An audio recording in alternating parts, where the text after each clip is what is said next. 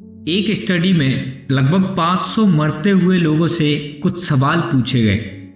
उनसे पूछा गया कि तुम्हारे गहरे से गहरे दुख क्या हैं, और उनसे यह भी पूछा गया कि इस वक्त तुम्हारे मन में क्या चल रहा है। तो करीब करीब सभी लोगों का यह कहना था कि किसी ने भी मेरी भावनाओं को नहीं समझा, यहां तक कि मेरे अपनों ने भी नहीं।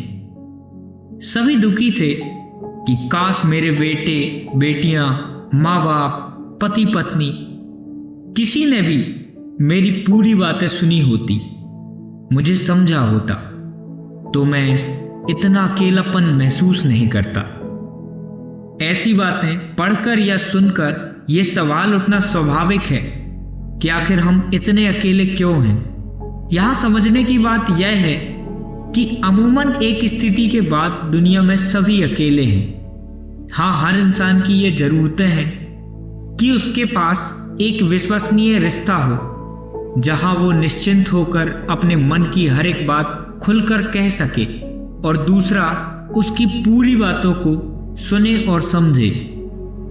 असल में हम सभी हैं तो अकेले ही, लेकिन सभी के मन की कल्पना भी है कि ऐसे भी लोग हैं जो मिलजुल कर रहते हैं, एक दूसरे से अपने सब सुख दुख बांटते हैं, पर हम अकेले ही हैं। तुम्हें अपने अकेलेपन में रोने का तो पता ही है क्योंकि तुम अकेले होते हो, लेकिन दूसरे भी तो अकेले में ही रोते हैं, तो दूसरों को अकेले में रोने का तुम्हें कैसे पता हो सकता है। एक तरह से देखा जाए तो ये जो अकेलेपन की स्थिति है, ये 100% सामान्य स्थिति है। सभी व्यक्तियों की यही स्थिति जीवन भर रहती है।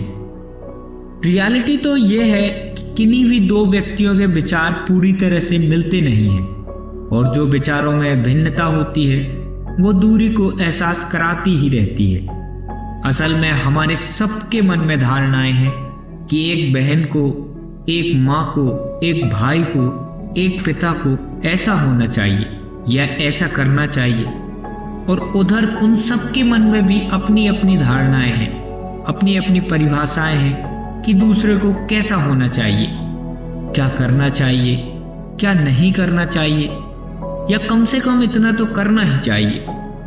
अब ये दो परिभाषाएं जहां मेल खाती हैं वहां तक तो कोई दिक्कत नहीं होती, जहां विचार नहीं मिलते वहीं समस्या शुरू हो जाती है। रिश्तों में दूरियां आ जाती हैं। एक सीमा के बाद दूसरा तुम्हारी बात से सहमत नहीं होता और तुम अपनी एक बात के साथ, अपने उस विचार के साथ, अपने उस दृष्टिकोण के साथ अकेले हो जाते हो। यही अकेलेपन की समस्या है। तुम्हारा अकेलापन तभी मिट सकता है जब कोई तुम्हारी भावनाओं को समझे, जीवन के संबंध में तुम्हारे दृष्टि को समझे, यानी जैसा तुम देख रहे हो वैसा ही दूसरा भी देखे, तभी तुम्हारा अकेलापन दूर हो सकता है।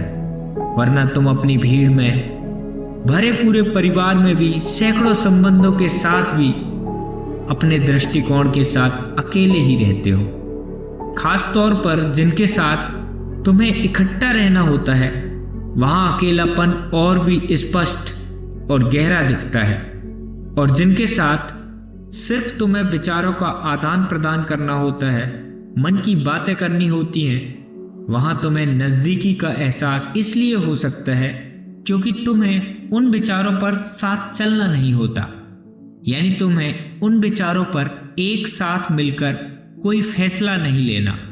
उन्हीं लोगों के साथ यदि तुम्हें रहना होता और कोई इकट्ठे निर्णय लेने होते, तो फिर तो विचारों की समानता की पोल खुल जाती।